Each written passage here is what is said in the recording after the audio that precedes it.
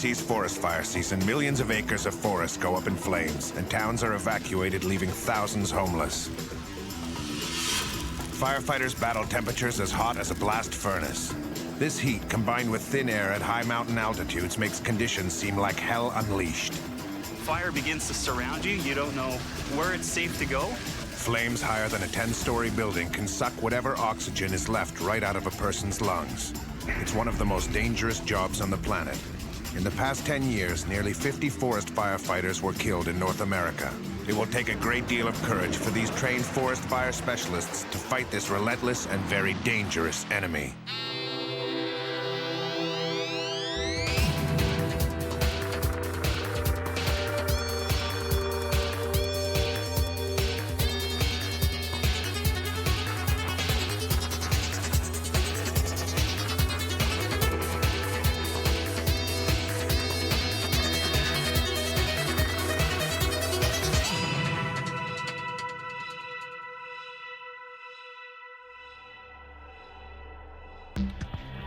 Fire Center, go ahead. At the Kamloops Fire Center, the dispatcher has received a call. A smoke plume has been reported only a half dozen miles from the Kamloops Fire Base. But because of the rugged terrain, the site is impossible to reach by road.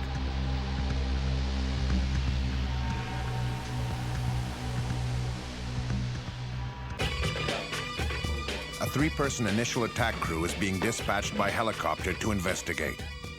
We'll be ready in 5 minutes when we're on red alert, like right now. So we're gonna load up all our gear, jump in the helicopter, and go have a look. These elite firefighters are the advanced guard of the fire service. Their job is to hit hard at the fire while it's still small, before it grows too big to be controlled and threatens lives and property. The crew receives an update. Football field size, rate of spread fast. We better go. All right, I guess we better go.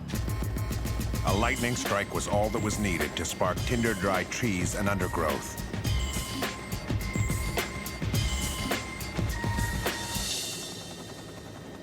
Last year, this team faced their biggest test ever, as they fought their way through the most devastating fire season in the province's history. Over 1.5 million acres were burned, an area equal in size to the city of Vancouver. Last summer, we were evacuating people's homes. We were telling people they had to leave. We had fire that was spawning 2 kilometers ahead, and you don't feel safe anymore. In all, 50,000 people were evacuated, and nearly 400 homes and businesses were destroyed.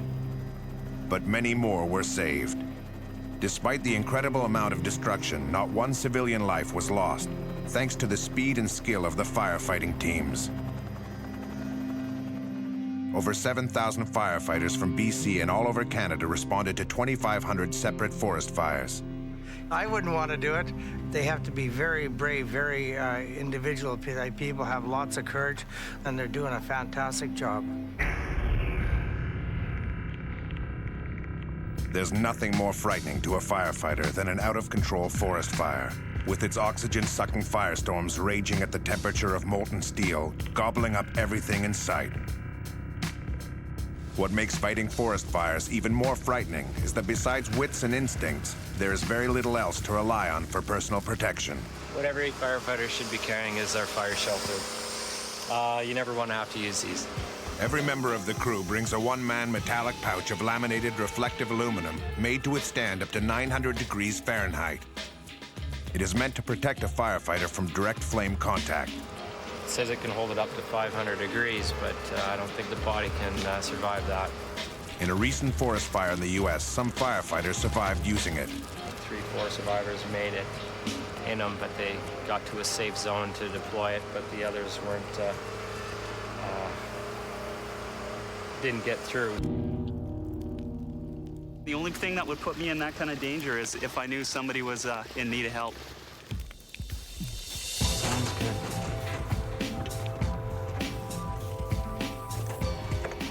Les Leduc, crew leader and 10-year veteran of the Forest Fire Service, wastes no time leaving with his team for the hot spot.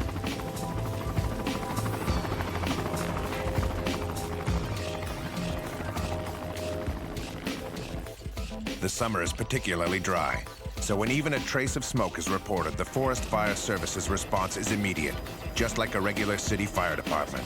On the other side of the mountain, a huge fire is spreading. The last thing the fire bosses need is another nearby fire joining it. I got a sounding from 7,000 feet this morning. It was pushing about 45 clicks, so... Les's job is to knock the small blaze out cold. But stopping the big fire will be a real battle. A 4-round heavyweight bout for an army of firefighters. First, aircraft will drop chemical retardants to slow the fire's advance. Then machines will cut paths through the forest to isolate the fire. And to starve it of fuel and prevent the blaze from spreading, a swath of forest will be purposely set ablaze. Finally, when the flames have died down, water will be used to douse hot spots and drown hidden embers.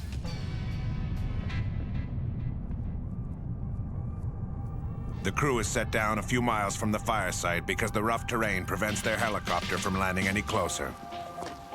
Les surveyed the scene from the air, but he and his crew can still come across dangers in the forest as they approach the fire. Bears, mountain lions, falling trees and rocks, and lightning strikes are all unpredictable hazards of the wilderness. Yeah, you can check that we're going to walk into the fire at this time, and just to advise, Ariel is going to sling our gear in, and then he'll be back to Kamloops to get a couple of Canflex bags for us. We've got a bit of a hike into our fire, so and those bags are pretty heavy, so it's a lot quicker for him just to put it on his long line, and he's going to fly it right into the fire site, and then he'll drop it off. He doesn't have to get out or land or anything. He's got a little button, and it'll unhook. So all our gear will be waiting there for us once we get there. But it won't be a walk in the park for the members of the squad. Each of them must still carry 80 pounds of gear to the fire scene for over a mile. Uphill. It's a physically punishing job to be part of an initial attack crew. This load is compounded by an extreme heat of over 100 degrees and the 6,000-foot elevation. Imagine having a television set strapped to your back while you jog in a sauna. Forest firefighters must brave conditions like this before they even begin to tackle the fire. They're essentially extreme athletes who put out fires for a living. Time is running out to get this fire under control. The crew uses old-fashioned hand tools to clear a swath through the thick layer of flammable organic material called duff, right down to the inert mineral soil beneath. And this tool I'm using is a grub hoe. It's something we like to use in Kamloops. Every bit helps, eh? This trench of exposed rocky soil, called a fire guard, will form a ring around the fire so it won't spread and become a bigger threat. Cutting fire guards by hand may look like 19th century technology. It is, but it works. Les and his team are not the only ones fighting this two-headed dragon. Over the mountain and across a valley, the fire services team have their hands full dealing with the much larger blaze. That's a really big fire. It's been burning out of control for more than a day, and the danger to the nearby village is getting critical. Villagers are thinking about their own safety and preparing for the worst. It's been kind of weird, like it, I don't know, like it's that close, but it's up the hill, but it's all the way over there, but it could come down here, and it's just kind of just trying to get ready if we have to leave. The stress level when you're on alert is high. It's probably more high for people that haven't been able to communicate. We've spent a lot of time setting up a communication system with our local radio, but there's still that worry that they may not hear the actual evacuation notice. And those are the people that are quite concerned because they've seen this fire, a fire like this come through in '71 that jumped over the mountain behind me unexpectedly, picked up by the high wind, and it completely wiped out 18 of the native homes on the reserve just above the town, came into town, and there were people that had barely time to get out of their homes with their children. They couldn't take anything. Now this is a distinct possibility. It's a deadly situation when a forest fire can jump or spawn ahead up to 100 miles an hour, driven by strong winds. At this speed, it could reach the town in minutes. Last year, a spawning blaze easily outran a fire truck trying to escape down a highway. The fire is about, they told us yesterday it's about 4 kilometers away, but it could spread that 4 kilometers in about a 3-hour time, so it really wouldn't take a lot of time to get here.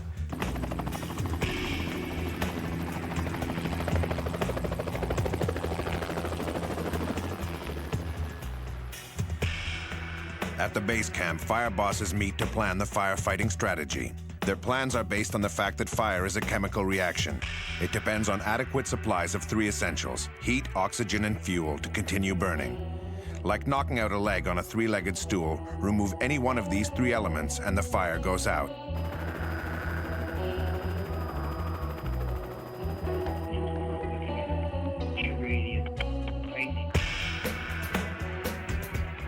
They decide to drop chemical fire retardants from the air in a pattern around the perimeter of the big fire. The fire bosses hope the retardant will cut off the fire's supply of fuel and slow its spread toward the village. This must be done to make the situation safer for ground firefighters to go and fight the fire directly. Right now, conditions on the ground are too dangerous for ground crews to approach the head of the fire.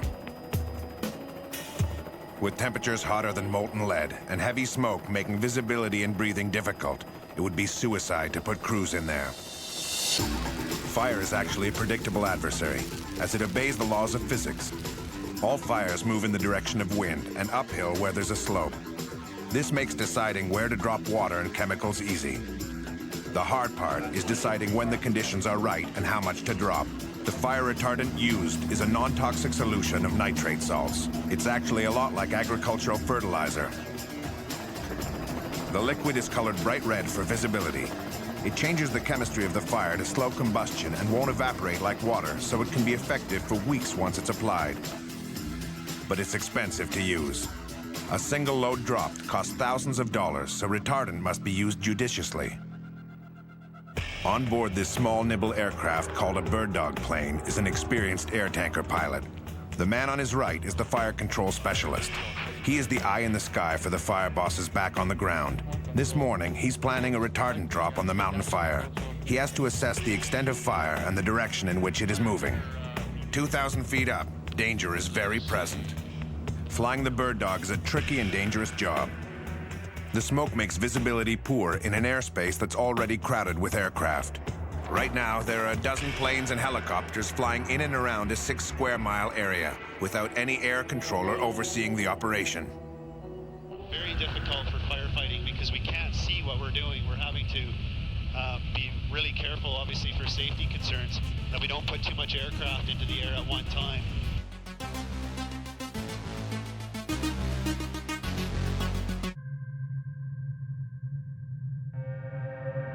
That looked like a close call, but pilots have to get used to flying this close to get the job done. But any slight miscalculation could mean disaster.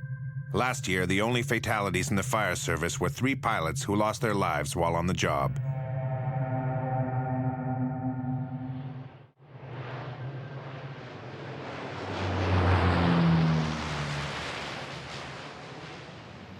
Apart from doing the aerial survey, the bird dog's other role is as a guide. Incoming air tankers must be shown the safest and most effective routes over the site to drop their loads. The retardant drops are meant to hold the fire at bay, not put it out. The big message is we don't put them out, from the air. They're put out on the ground. The hard work on the ground is what puts them out. What we want to do is buy them as much time as we can to make sure that that happens. Knocking out the fire is the job of the ground firefighters, who are ready to jump into action when the conditions are a little safer. It goes up to the bush and wise off. The biggest mistake we can make in here is to get tunnel visioned and sort of a kill-at-all-cost mentality where there's a 2% probability of winning, and we'll commit half the fleet to that 2% probability. When over the hill or 150 miles away, there's some fires that we could catch that we have no aircraft available for because we're committed to a loser. So a big part of the duty officer's role in here is to make sure that he's practicing that triage, to make sure that we're losing in the right places, and we're investing the resource and committing the resource in the right places. These Firecat retardant bombers are the most dependable weapon in the air tanker command's arsenal. They may look old-fashioned, but there aren't many other aircraft in the sky today that are as capable as these little planes, or that have as colorful a past. Built in the early 1950s, the Grumman S-2F Tracker was a fast and nimble carrier-based submarine hunter. After their work for the Navy was over, Forest Firefighting Services discovered that the tough little planes were perfectly suited to aerial firefighting. Heavily modified, but with their distinctive bug-eyed profile intact, these Cold War-era Grummins remain unchallenged in their new role as Firecat retardant bombers, more than 50 years after they first took to the air.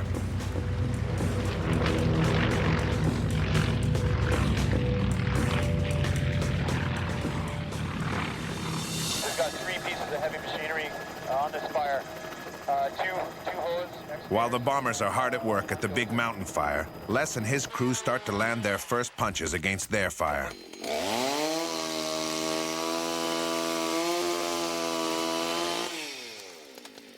Dina is working hard on the fire guard, but soon it will be time to use another tool, water, to cool and quench the fire. The success of the operation depends on a supply of water being airlifted to them. You don't have very much water? Thank you. Bye. Les calls for a delivery. Perfect. We're set up. Minutes later, the chopper is dropping a small portable water tank, giving the crew a wading pool's worth of water to douse the fire. Water is heavy and difficult to supply in large quantities to remote locations. They won't get another tank for a while, so the firefighters have to use it at just the right time and place, and be very careful not to waste it. That's why their hoses are so small.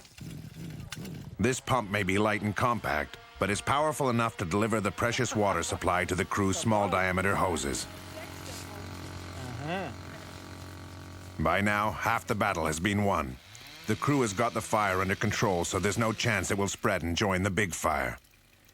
But still, they need to be alert. A minor accident or injury can cascade into a life-threatening situation because of their location. We're pretty remote, but there's always a way out, you know, if things go really sideways on you. We have to check in like every hour and a half. Whiskey 31 Tango Fire Center, go ahead. So they have a pretty good idea what's going on here. And if anything does happen, we can set up a medevac via helicopter. Talk to you again at 1500 hours. Roger, copy that, thanks. If something happens at night, you know, you're going to be on your own until the morning. So, I mean, that's always a pretty big concern. I mean, the job just inherently has a lot of dangers to it, so...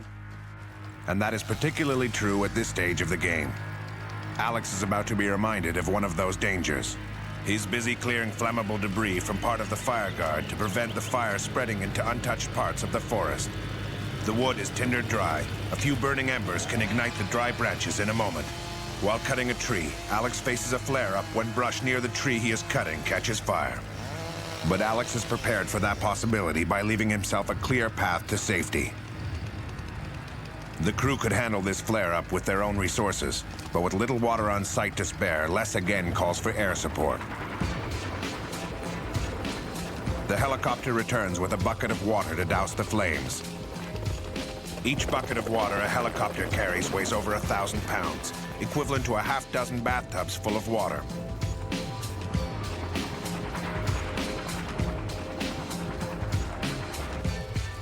These firefighters have faced some situations where escape was not so easy. Last year, there was some fire activity that I'd never seen before, like if you can picture a huge tornado that you see on TV on those documentaries, storm chasers and what have you. It looked just like that, just a big tornado of fire, smoke and debris spinning around. There were some times when you're more or less surrounded by fire. Hairs on the back of your neck sort of stand up a bit. What's another big fear, Kev? What are we scared of out here, man? What are we scared of? Each other. Yeah. Crews call ground firefighting doing the 3 Ds. It's dirty, difficult, and dangerous. Maybe we'll back out of here a little bit.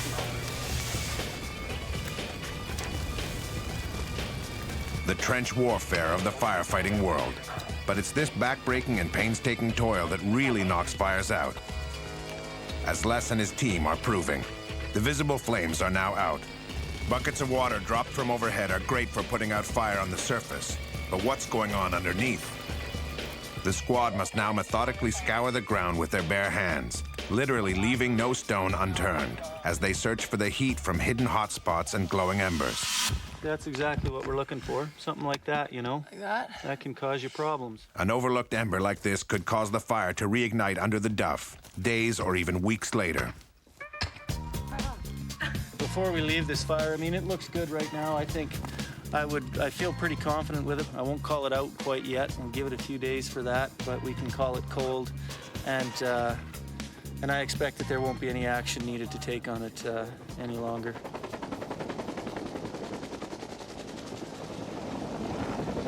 That's the helicopter that we came in. He's coming back. We've got our gear ready. He slung this into us, and now he's going to sling it out.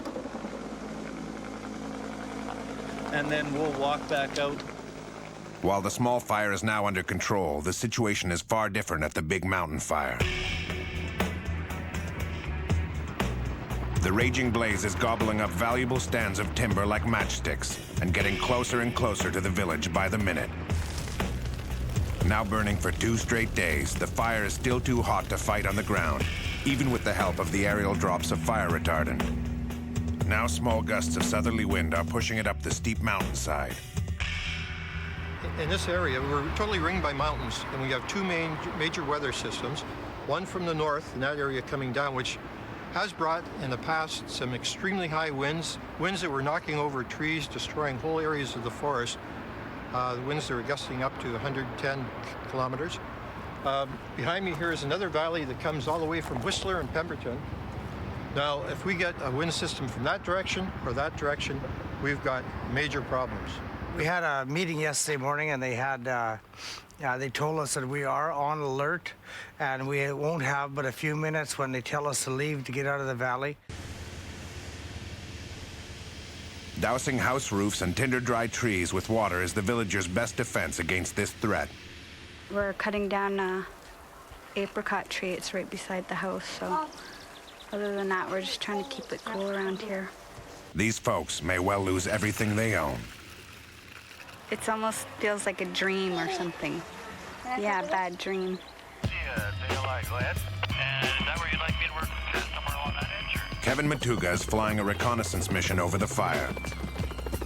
If the mountain fire continues to advance, it will be Kevin's tough job to tell the villagers that the battle has been lost and they must leave their town to its fate. So what we're dealing with right now is about a 1,300 hectare fire.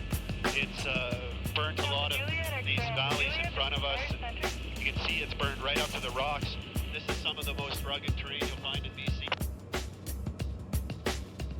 Mountains are extremely steep, very rocky. We go from valley bottoms at about 300 meters in elevation, right to the tops, around 2,700 meters in elevation.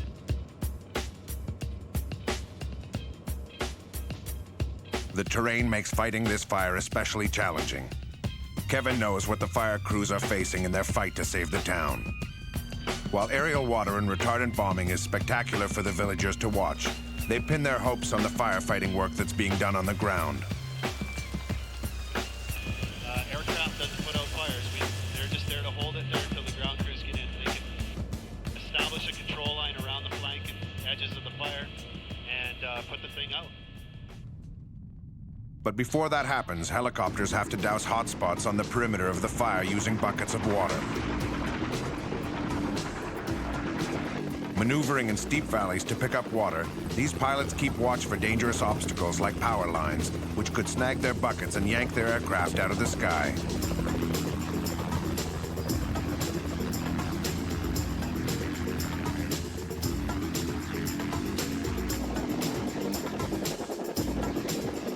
We are now at the second stage of the battle. Though the spread of the fire is being slowed by the retardant, the crews have to start cutting a fire guard around the perimeter. They must be careful not to get ahead of the fire and be trapped in front of advancing flames. The head of the fire is still hot and very dangerous. Time is running out. It would take me probably, but in optimum conditions, I can have this fire contained hopefully within 24 hours.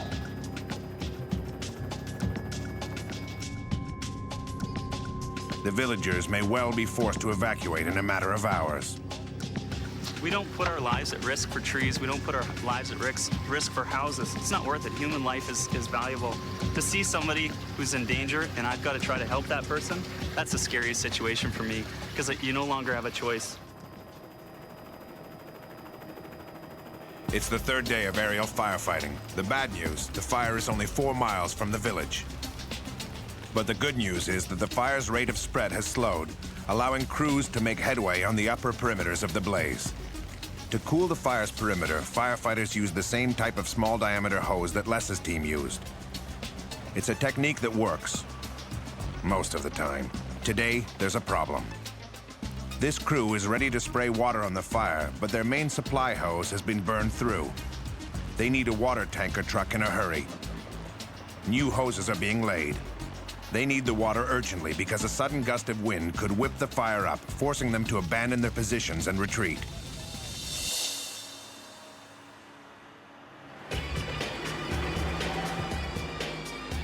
A tanker truck finally arrives with a precious supply of water. Armed with fully charged hoses, the firefighters are finally able to get down to work.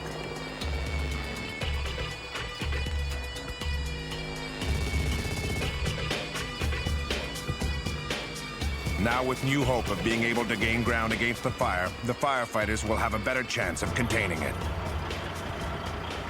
It's rank 5 activity up at the top right now. We're not going to be able to stop it, so we're just going to contour with it, strengthen this side, around across the top, and then hopefully when it dies down in the natural feature, we can shut it down. In a large-scale version of what Les and his crew were doing at their fire, some of these crews are hard at work using heavy machines to cut fire guards through the forest.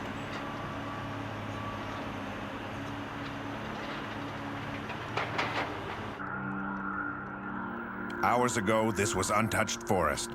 But this destructive-looking fire guard will protect hundreds more hectares of wooded land and the people who live and work nearby.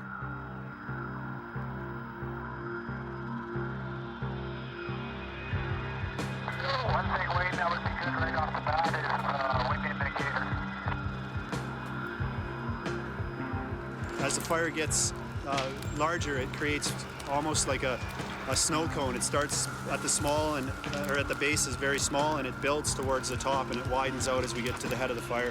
So we're just going to establish control lines and pinch off the fire at the head when we get the right conditions. Even at this lower perimeter, where the fire's intensity is less, air temperatures beside the fire are approaching 2100 degrees Fahrenheit, hot enough to sear unprotected flesh in seconds. Yeah, it's too hot.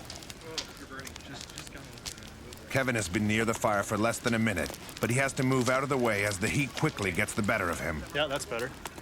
His clothing is made of fire-resistant Nomex material, but he relies on good sense to not stray too close to the fire. The groundwork is going full swing and the firefighters are making progress. Despite the dangers, fighting forest fires is a choice that most of these people wouldn't think about changing for something safer. Steve Butcher gave up a secure future as a social worker for this adrenaline-fueled lifestyle. When I'm firefighting, I get to feel like I'm making a difference. I get to go to a fire and I get to dig guard. There's something that I can do to make a difference. I get to cut down a tree. I get to call in tankers. I get to make decisions that will make a difference. And in terms of activity, when I'm doing social work, I'm sitting at a desk, and when I'm firefighting, I'm out there. I'm driving beautiful, brand new Ford trucks. I'm traveling in helicopters. I am going all over British Columbia, and I can't say social work is as exciting as that. If you can get into this job, there's something special about you. Everybody here, there's something special about them. They had to be amazingly physically fit, and probably the most important is if you can't get along with people, this is not the place to be. I don't know if we're adrenaline junkies, but we definitely are here for the lifestyle, I think. Like, there's some smart guys back here that are smart people that could be doing a lot of other things. These attributes have proven value in the field, where each fire season firefighters face new challenges. Every day they must adapt to quickly changing conditions and be willing to push themselves to the limit of their endurance. Firefighting, by its nature, is one of the most dangerous jobs in the world. But it's thanks to a grueling selection process and top-level training that forest firefighters have one of the lowest injury and death rates in the profession. Safety's always first. That's the #1 priority. Never put yourself in harm's way. Or you try not to anyway. It's all about minimizing risk to live to fight fires another day. But sometimes danger finds them first.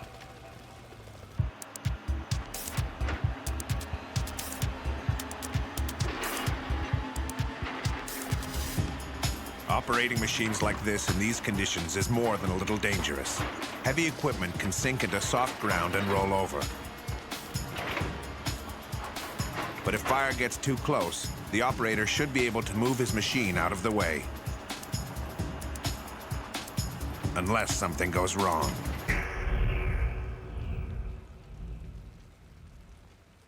The Caterpillar's engine is overheated and stalled. The operator is trying to restart the engine right away. If he doesn't get himself and the machine out of there in a hurry, the heat from the fire could boil the hundreds of gallons of diesel oil in the Caterpillar's fuel tank. A flash ignition of escaping fumes could cause the tank to explode, trapping the operator in a burning machine. A bucketing helicopter on its way to the main fire is quickly diverted to help.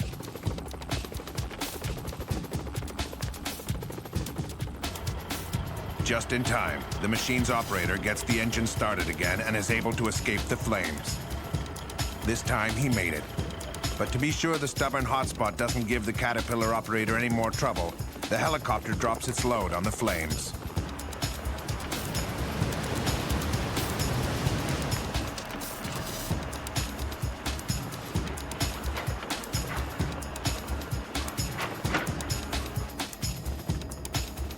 Ironically, at the other end of the fire guard, crews are hard at work, preparing to set a fire. The crews are busy getting ready for a controlled fire or prescribed burn using a drip torch. We're burning off the unburnt timber in between the fire guard that we put in and the existing fire. And this is the third round of the bout. This technique gets rid of flammable material left between the fire guard and the fire itself. It's a better method than laying waste to the whole forest with a bulldozer. In nature, small forest fires are actually beneficial. They clear away the buildup of dead trees and branches, leaving healthy, strong trees to survive.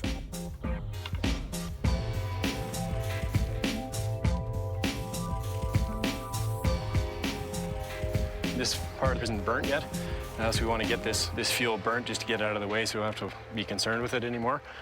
So I'm just going to try to go back and forth across the slope just to get some fire to draw it uphill. And hopefully by the time I'm done, this will all be on fire. So. But the success of prescribed burns depends on the skill of firefighters like Travis Abbey and his partners. I've got a pretty good slope here, so they should carry up there fairly well. To avoid any problems, Travis takes into account the slope of the land, wind direction, air temperature, and humidity of the wood, or fuel, when he sets the woods alight. More important than anything else, Travis always leaves himself an escape route to safety. Anytime we're going to do any sort of burning off, we want to make sure that we have water in place so if something does get a little more aggressive than we want it to, then we can get after it right away. He keeps an eye on where the fire is burning. This is a strategy of literally scorching the earth to deprive the fire of fuel. It is better to sacrifice a few trees than to lose a whole forest.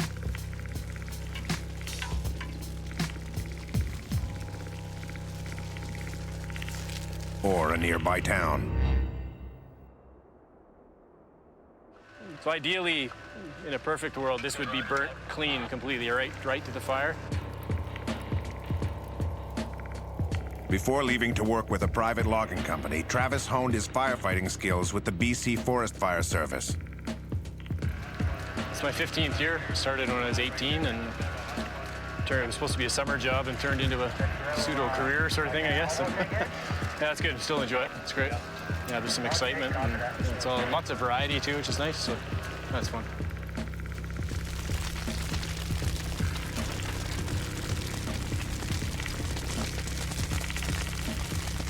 I think the only real fear I have, I guess, is the stuff you can't control.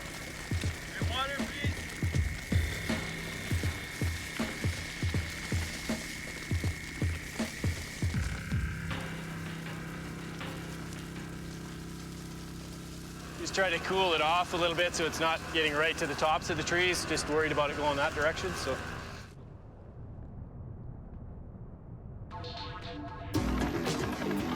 But the fire is quickly getting aggressive.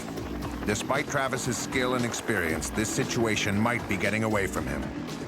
Quick action from above cools things down before the fire leaps across the fire guard and starts burning out of control.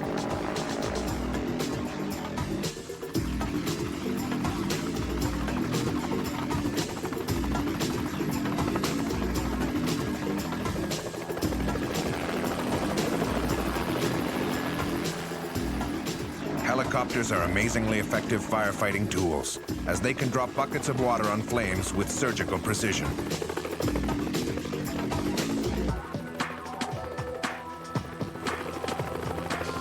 It's exhausting and dangerous work for the pilots, who have to have unbelievably steady nerves and concentration every moment they're in the air.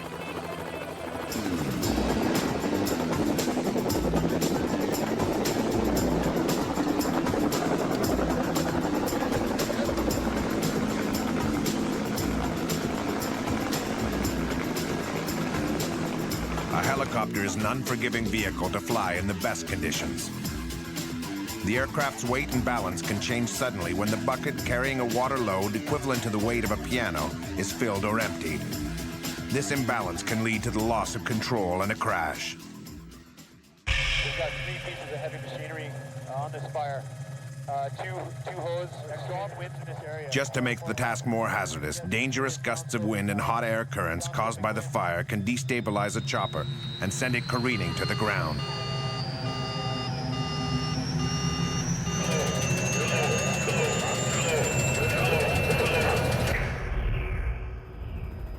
Night is falling, grounding helicopters and the air tankers, even though there is still plenty of work to do to get control over the fire. If we don't get on it tonight, then I think it'll be a tough go and a challenging period for us to get on top of this fire. Tomorrow we'll have definitely a big fight in our hands. For the third night, ground crews will be hard at work dousing the base and flanks of the fire. Fire boss Steve Shell is in charge of the heavy equipment. Let's give it a good assessment before we put any equipment in there. Let's make sure it's going to be safe to work in that area. If you guys have any hesitation, we won't work it. He consults his crew of machine operators to create a plan for the next day's operations. Okay, what time can we start in the morning? It gets light around 6.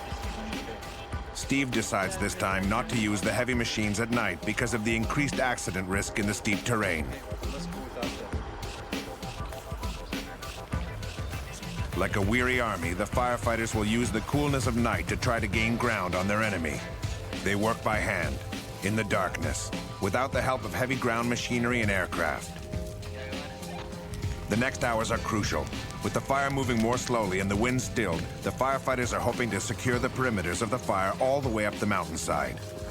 They hope to accomplish this before the heat of the morning sun gives new life to the fire.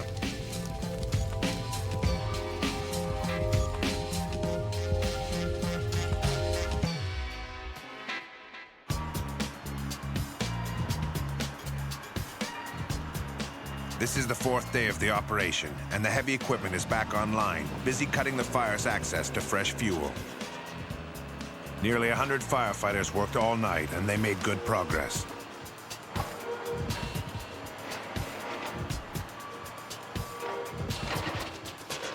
It's time to assess the dangers lurking in these burned areas. But at this point, it is much too treacherous to allow the crews in to douse the smoldering embers and hot spots.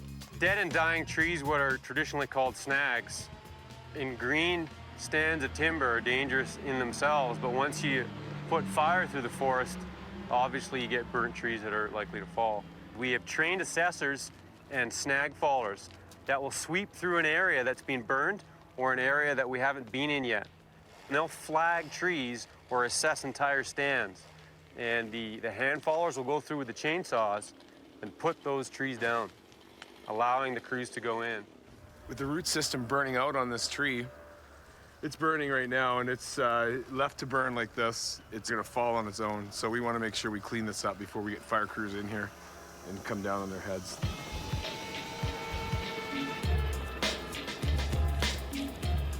Even trees untouched by fire can be dangerous.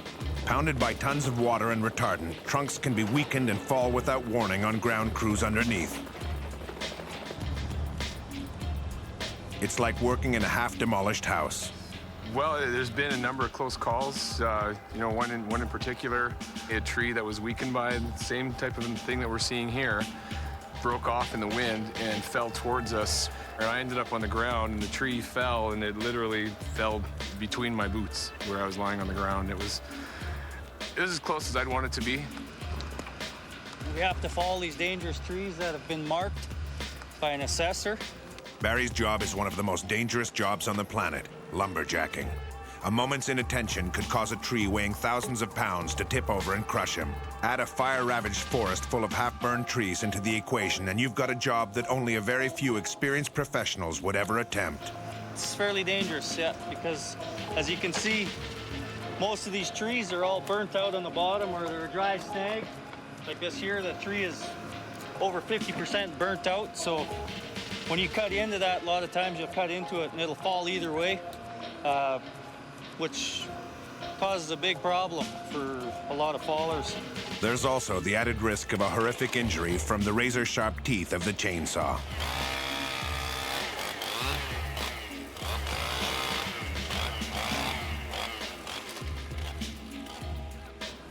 You can see if you look at my stump there, and you see how the notch was. And if you look at the notch and the back cut, you see that tree is an exact line with my notch. And that's the name of the game.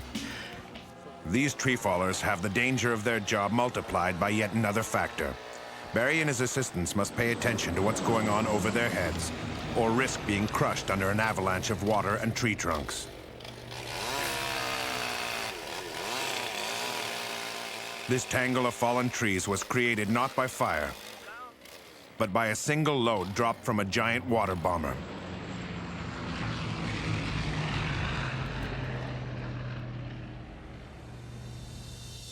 Despite the incredible risks and dangers of the job, every youngster yearns to be a firefighter. 17-year-old Tyler has had this dream for years. He signed on for a work-study program at his high school that teams him up with the firefighters at the Kamloops Fire Center. Tyler was assigned to an initial attack team. He goes with them on every call. I would like to be a firefighter. It's very fun. You get to ride in helicopters and stuff. I'm in a three-man crew, but I was the fourth one. And they love the fourth one because that's extra help, on the three-man. It's great to have somebody who's like a rookie around. Been doing firefighting and taking out the flame and stuff like that. We get them cleaning our trucks and basically doing the dirty work that we'd have to do otherwise, so we really appreciate it. Actually, this is my first time doing like house cleaning kind of jobs.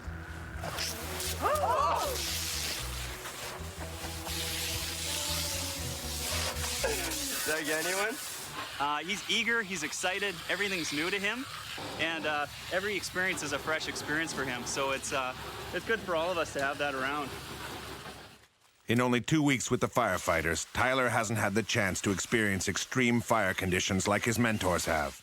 So this is the standard BC Firefighters weather kit. It's a great thing about young guys. They haven't seen it, they're not afraid of it. People don't understand. They think that when they fight a fire, that they can just stand there with a hose and spray. But there's embers coming in from all over the place that are burning all over your neck. You've got smoke blowing in from all the different sides. You get disorientated, and you don't know up from down. You can't breathe, no more oxygen coming in, and fire begins to surround you. You don't know where it's safe to go. Those kind of confusing conditions are what scares the hell out of me. I don't want him to experience it, but that's the part of the job that he hasn't seen yet.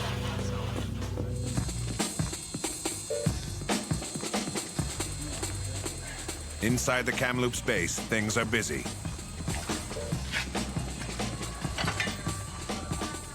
Packs of equipment have to be sorted and prepared for the next mission.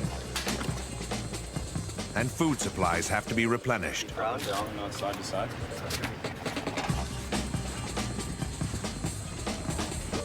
Bringing along a supply of tasty edibles is high on the priority list.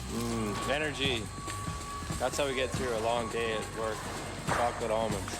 Each team has to be self-sufficient while on the job, carrying everything they need with them. Just creating a little shopping list for them. So when I get out to a fire and I'm stuck overnight, I'm just kind of planning the meal that I'm gonna eat. These other guys are giving us a shopping list because they can't be there, so they're trusting us to buy the right thing. Nothing too junky. With their gear stowed and ready for a call, these guys are set for a shopping mission, leaving their colleagues with plenty to do at the fire center.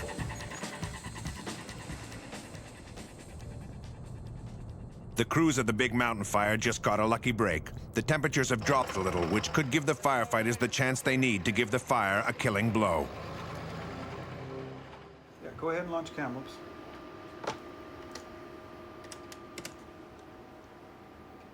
The dispatcher has been asked to launch every available aircraft and send them Launch Kamloops to this ATR 3560. back to the Big Mountain Fire.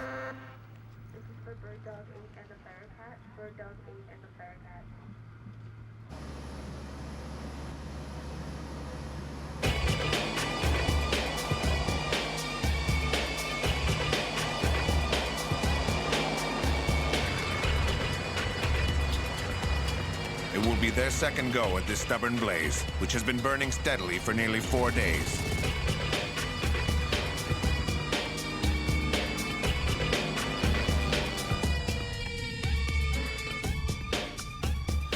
There is hope the attack would be successful. Temperatures are milder, and there's no sign yet of strong winds that would blow the fire in the direction of the village. There is hope the attack would be successful, as air temperatures have been milder earlier in the day. Also, the expected high winds that would blow the fire in the direction of the village have held off so far. But a change in weather is forecast, promising hot, gusty winds and higher temperatures later in the day.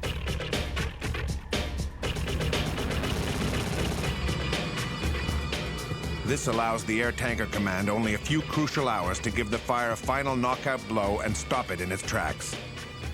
Every available aircraft is being launched to give the advancing head of this stubborn fire a pounding that must be delivered before the winds pick up.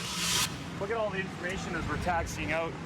Basically, we just want to get in the air and get going in the right direction. And 31's on the roll, 26. Okay, and I'll go straight over a bit and then a left turn up. Tanker 6-9, loaded and clear. 6-9 check.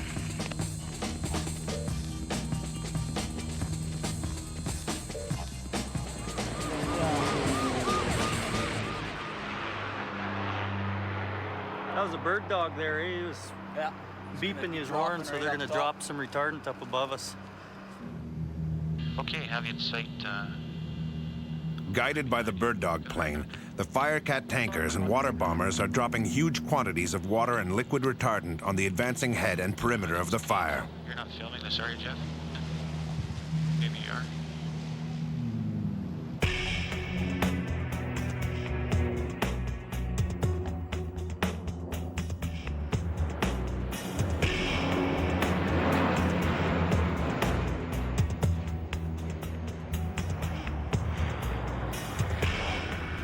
Touching down at a speed of 80 miles an hour, a walking pace for aircraft, this CL-415 water bomber scoops up water through a tiny 6-inch intake scoop in its hull. It takes only 12 seconds to pick up a 1,600-gallon load of water before lifting off from the lake's surface. That's enough water to cover an entire football field an inch deep. Another water bomber comes in right behind the first. Any miscalculation of speed or distance could have disastrous consequences. But these pilots are specialists in the art of flying these big, heavy planes.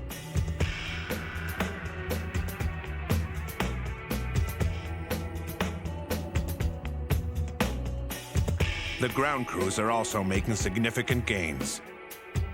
By the end of the day, faces look more relaxed in the mobile command center. There's good news for the firefighters and the villagers. We're going to lift the alert immediate. And whatever it takes this time frame, that's fine with me. After a combined air and ground battle lasting 4 days, this final intense bombardment of the Air Tanker Command has done its job and cooled down the head of the fire. In the next few days, ground crews will douse the remaining visible fire and patrol the fire guards. The villagers are relieved and grateful for the work of the firefighters. People will approach you and say thank you, and thank your firefighters, and thank the people that are here to save us, which is evident by the signs you see around town, the yellow ribbons, the campaign that's there for support. It's a good feeling. One of the things that's never mentioned is how dangerous it is for them until you get up there with them and see them in the smoke in those helicopters, and they're flying close to the mountains, close to the trees. Trees are actually above them. They can't see where they're going, and inhaling that smoke all day, it's just incredible.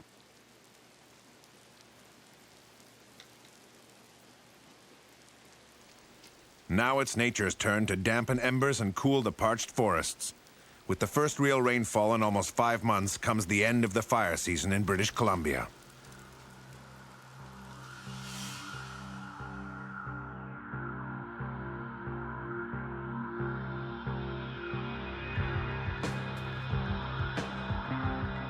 The interior of British Columbia boasts some of the most breathtaking scenery in the world.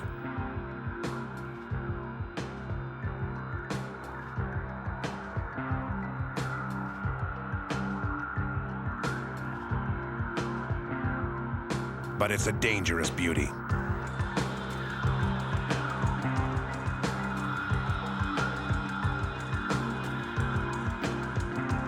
A place where the most devastating and spectacular forest fires on the planet occur. And a place where some of the toughest firefighters around meet the greatest challenge of all: forest fire.